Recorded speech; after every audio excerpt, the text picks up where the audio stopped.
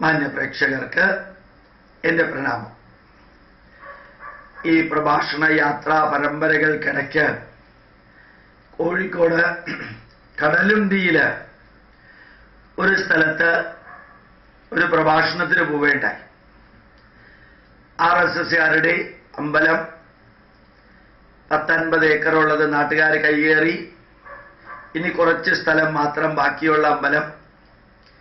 അവിടെ ഒരു working day ആയിട്ട് പോലും ഒരു 10:30 മണിക്ക് ധാരാളം വ്യക്തികൾ പ്രഭാഷണം കേൾക്കാൻ ആത്മാർത്ഥമായിട്ട് വന്നിരുന്നു.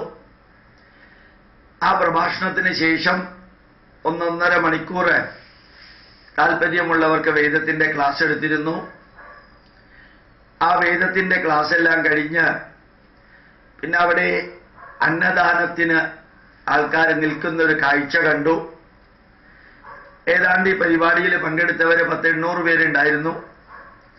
അത് കഴിഞ്ഞ് അന്നദാനത്തിന് ഒരു 10,000-2000 പേര്, എല്ലാ രാഷ്ട്രീയ പാർട്ടിയിലും പെട്ടവര്, മണിക്കൂറുകളോളം ക്യൂവിൽ നിന്ന് അവിടെ ഭക്ഷണം കഴിക്കുന്ന ഒരു ദാരുണമായ കാഴ്ച.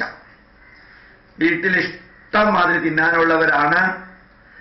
ദൈവത്തിന് ഒരു വിശ്വാസവും ഇല്ലാത്ത CPM-കാരും DYFI-കാരും എല്ലാം ക്യൂവിൽ നിൽക്കുന്നുണ്ടായിരുന്നു. അതൊരു പ്രസാദമായിട്ടൊന്നും അല്ല അവർ കഴിച്ചത്.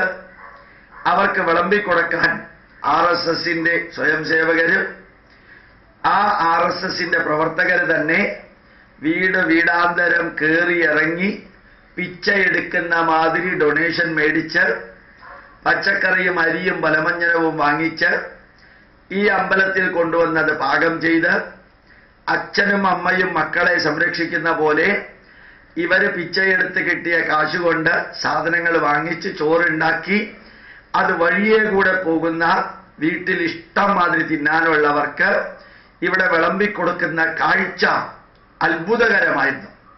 ഈ പ്രഭാഷണം കേൾക്കാനോ പരിപാടിയിൽ പങ്കെടുക്കാനോ വന്നവരെക്കാൾ 5, 6, 7 ഇരട്ടി ആൾക്കാർക്ക് ഇല വെച്ച് വിഭവസമൃദ്ധമായ സദ്യ ഒരു 10, 200, പരമാവധി 225 പേർക്ക് മാത്രം ഇരിക്കാവുന്ന ഹാളില് നല്ല ടേബിളിട്ട് ഇലയിട്ട് ഭംഗിയായിട്ട് വിളമ്പി ഓരോ ഗ്രൂപ്പിന് പരമാവധി 225 പേർക്ക് ഒരു 25-30 മിനിറ്റ് വീതം ചെലവഴിച്ച് ഈ 2000 പേർക്ക് ചോറ് വിളമ്പി കൊടുക്കുമ്പോ എത്ര സമയമെടുക്കുമെന്ന് പോലും ചിന്തിക്കാൻ പറ്റാത്ത RSSകാർ ചെയ്ത ആ പ്രവൃത്തിയെ കണ്ടപ്പോ എനിക്ക് വേദന തോന്നി.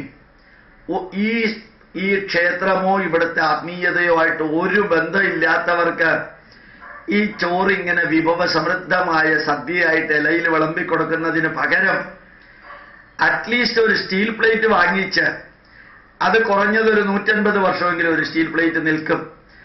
ആ സ്റ്റീൽ പ്ലേറ്റിൽ ഈ കഴിക്കാനുള്ള സാധനങ്ങളും ഇട്ട് കൊടുത്തിരുന്നു എങ്കിൽ ഈ അമ്പലവുമായിട്ട് ഒരു ബന്ധവും ഇല്ലാത്തവരാണെങ്കിൽ പോലും, ഓഫീസിൽ നിന്ന് പണിമുടക്കിയിട്ട് ഇറങ്ങി വന്നവരാണെങ്കിൽ പോലും, ഈ 1.5 കിലോമീറ്റർ നീളത്തിലുള്ള ക്യൂവിലുള്ളവർക്ക് ഒരു 3/4 മണിക്കൂർ കൊണ്ടോ 1 മണിക്കൂർ കൊണ്ടോ ചോറ് കൊടുത്ത് തീരുമെന്ന് ചിന്തിക്കാൻ പോലും തലയ്ക്കകത്തൊന്നും ഇല്ലാത്ത, അല്ലെങ്കിൽ ഉണ്ടായിട്ട് ഉപയോഗിക്കാത്ത ആ RSSകാരുടെ അമ്പലത്തിനകത്ത് ഇത്രയും വലിയ ക്യൂവും വിഭവസമൃദ്ധമായ സദ്യ ഇലയിലും വിളമ്പിക്കൊടുക്കുന്ന കണ്ടപ്പോ എനിക്ക് എന്താ പറയേണ്ടതെന്ന് അറിഞ്ഞൂടാ. സത്യത്തിൽ ഇത് യൂട്യൂബിൽ കൊടുത്താൽ ഏതെങ്കിലും പ്രദേശത്തെ RSSകാരെങ്കിലും ഇതുപോലെയുള്ള മണ്ടത്തരം ചെയ്യാതിരിക്കുമോ എന്ന് ഒരു പ്രാർത്ഥനയ്ക്ക് വേണ്ടി മാത്രമാണ് ഇത്രയും ക്യൂ നീണ്ടു മെയിൻ റോഡ് വരെ നിൽക്കുന്നത് കണ്ടിട്ടും ഇത്രയും പേരുടെ തലയില് ഇങ്ങനെ ഇലയിട്ട് വിളമ്പിക്കഴിഞ്ഞാൽ മിനിമം അരമണിക്കൂറെങ്കിലും ഒരു പന്തിക്ക് വേണ്ടി വരുമെന്ന് തിരിച്ചറിയാൻ പറ്റാതെ കഴിഞ്ഞ 10 വർഷമായിട്ട് ഇതേപോലെ നടക്കുന്നതാണ്.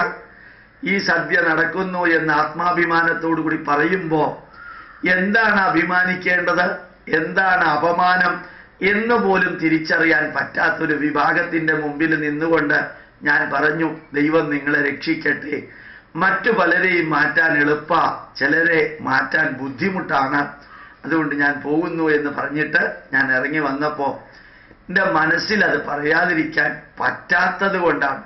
അടുക്കും ചിട്ടയും ദേശസ്നേഹവും പ്രധാനമന്ത്രി വരെയും ഉണ്ടാക്കിയവർക്ക് 2 കിലോമീറ്റർ നീളത്തിലുള്ള ക്യൂ മാറ്റണമെങ്കിൽ ഇതുപോലെ ഇലയിൽ വിളമ്പിക്കൊടുത്താൽ 225 പേര് വെച്ച് ഇരിക്കുകയാണെങ്കിൽ 2000 പേർക്ക് 2000/225 എത്ര മണിക്കൂർ വേണ്ടി വരുമെന്ന് ചിന്തിക്കാൻ പോലും പറ്റാതെ വന്നപ്പോൾ ഒന്ന് ഇതേ രീതിയിൽ പറഞ്ഞു. അങ്ങനെയെങ്കിലും ഞാൻ ആശ്വാസം കണ്ടെത്തുന്നു. പ്രണാമം, നമസ്കാരം.